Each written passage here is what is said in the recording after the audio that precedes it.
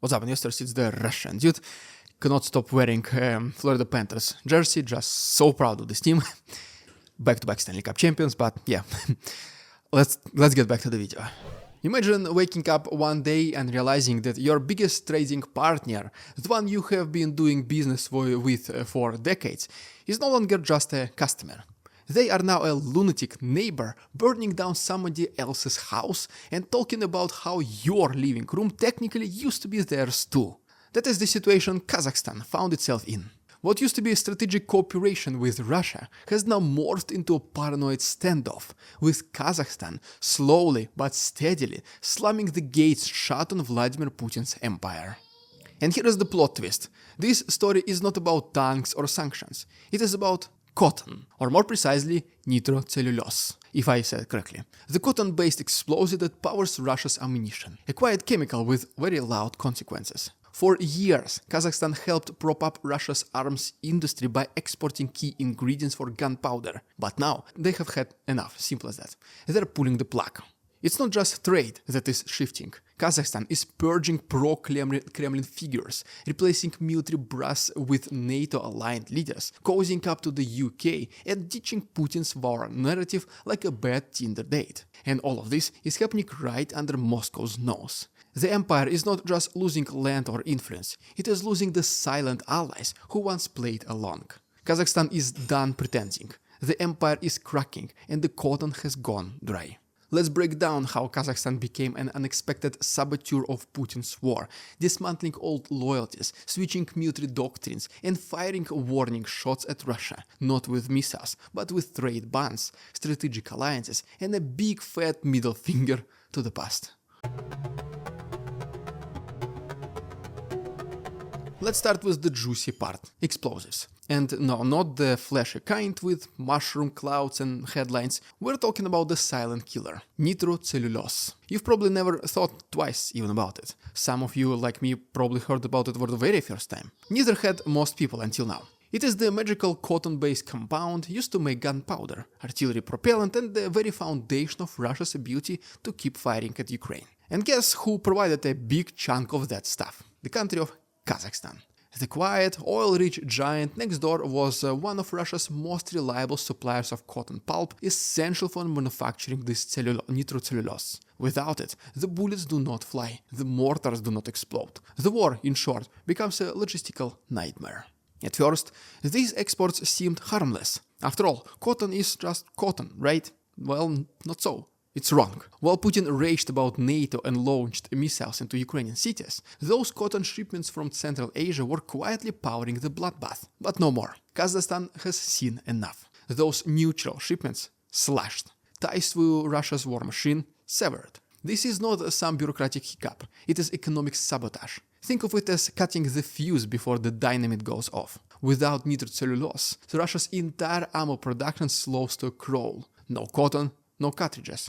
No pulp, no power. And for the Kremlin already begging North Korea and Iran for bullets, this is a brutal hit. What is the Moscow's reaction? Rage, of course. Russian nationalists called Kazakhstan ungrateful. Pro-war bloggers cried betrayal. But the truth is much simpler. Kazakhstan did not betray Russia. They just stopped helping it kill people. And in the Kremlin's twisted logic, that is apparently the worst crime imaginable. Besides cotton drama, some Kremlin puppets were also discovered and purged from within Kazakhstan itself. Let's now talk about them right now. I just realized my video is not symmetrical, so I guess with two pillows, much better now, right? Now let's talk politics. The cotton may have dried up, but Kazakhstan's real shift started when it began draining the swamp inside its own military. The first casualty, Defense Minister Ruslan Zhaksylykov, the Kremlin's favorite parrot. This guy was a walking Russian meme. Every sentence out of his mouth sounded like it came straight from the Kremlin's script. He basically said, Russia is our brother people, we share common values, glory to Slavic unity, and blah blah blah, same stuff. Meanwhile, his ministry was crumbling under corruption scandals, procurement kickbacks, and internal discontent. His reward? A simple pink slip. President Kassym-Jomart Tokayev did not hesitate. He purged Zhaksylykov and replaced him with Dauren Kassanov, a man with actual military experience and zero interest in licking Moscow's boots. Kassanov is no rookie. He comes from Kazakhstan's air defense forces, a part of the military that has historically leaned toward Western-style modernization. And the moment he took office, the winds changed. Suddenly, Kazakhstan was not just consulting with Russia anymore, it was training with NATO. Officers were being sent to British academies, peacekeeping exercises began with Turkey, English language military education became mandatory. And in case it was not clear, I guess, well, it is very much clear at this point. This was a pivot, a very big one, probably the biggest in modern Kazakh history. But it's not just about uniforms and drills. This was Kazakhstan gutting out the Kremlin's influence from the inside, cutting off not just ammunition supplies, but political operatives disguised as allies. The fall of Zhaksylykov was a clean break from Moscow's control, and it opened the floodgates to the real independence. The empire was not just losing cotton, it was losing control. Imagine one of Putin's closest friends now siding with his most hated enemy, NATO. This is exactly what is happening as we speak. Let's now discuss it in our next chapter.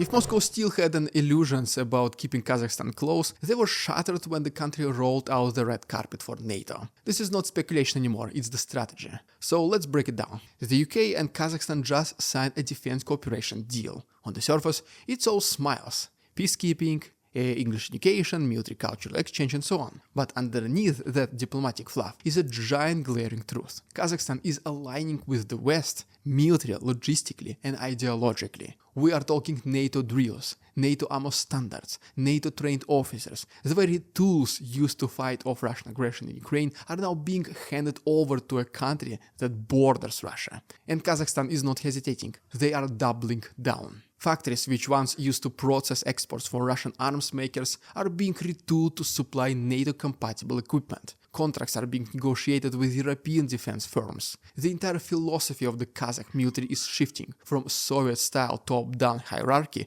to flexible, Western-inspired doctrine. They are preparing not just for a better army, but for a different kind of war. And it's not just weapons, it's movement. Kazakhstan is in talks with the European Union to ease visa restrictions. Students, workers and diplomats are being encouraged to engage with Western institutions. Trade routes are being rerouted. The Baku-Tbilisi-Seyhan pipeline, for example, is being expanded to send oil westward, bypassing Russia entirely. In short, Kazakhstan is doing everything Ukraine tried to do in 2013, only faster, smarter and with less blood. They are not just saying no to Moscow, no to Putin specifically. They are saying yes to the rest of the world. And Putin, who is obsessed with playing with himself, absolutely hates it. But he cannot do anything while the biggest problem Ukraine is still ruining his every morning coffee.